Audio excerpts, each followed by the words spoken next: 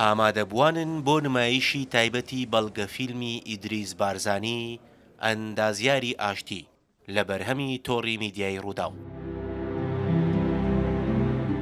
بەڵگە فیلمە یەک کاژێریەکە هاوخەباتانی ئیدریس بارزانی قسەیان تێدا کردووە. هەردووکیان مەلا مستەفایەکیان دروست کرده بوو. وێنە و دیمەنە دەگمەنەکان لە مێژووی خەباتی ئەندازیاری ئاشتی بە چاوی ئامادەبووان ئاشناکرا.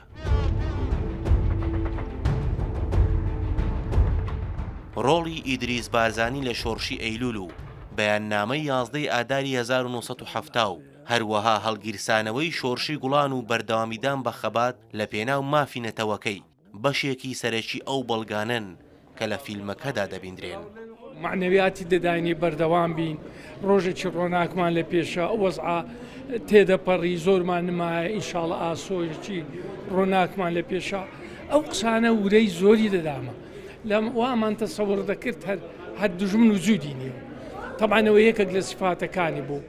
ئارەزووی من ئەوەیە وەڕجای منیش لەخوا ئەوەیە کە ڕێگەیەکی باش و ڕێگەی برایەتی، ڕێگەی یەکەتی، ڕێگەی هاوکاری بدا بە ئێمە.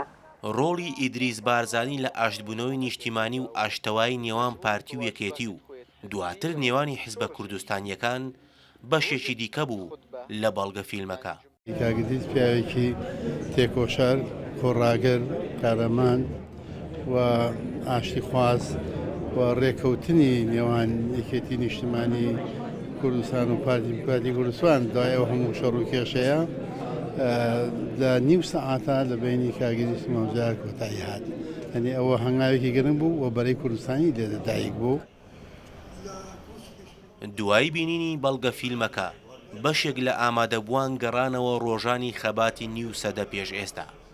غەریبی یوسف مزوری شۆفێری ئیدریس بارزانی یەکێک بوو لەوانە.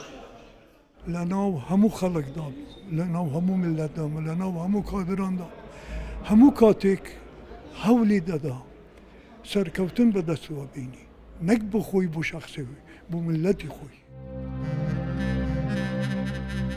36 ساڵ تێپەڕی بەسەر کۆچی دوایی ئیدریس بارزانی، ئەو سەرکردە و براگەورەی کە سەرۆک مەسعود بارزانی لە وەسفیدا دەڵێ کاک ئیدریس وێنەیەکی پاک و بێگەردی بارزانی بوو، هەموو سیفاتی لەودا کۆ ببوونەوە. ناوی ئیدریس بارزانی تێکەڵ بووە بە ئاشتی، ئەو سەرکردەیەی کە لە قۆناغە سەختەکانی خەبات و شۆڕشی کوردایەتی هەمیشە بە ئاراستەی ئاشتی هەنگاوی ناوە. بۆیە ئەوانەی قسە لەسەر ئیدریس بارزانی دەکەن هەمیشە بە ئەندازیاری ئاشتی ناوی دەهێنن. ڕەنجە جەمال، ڕووداو، هەولێر.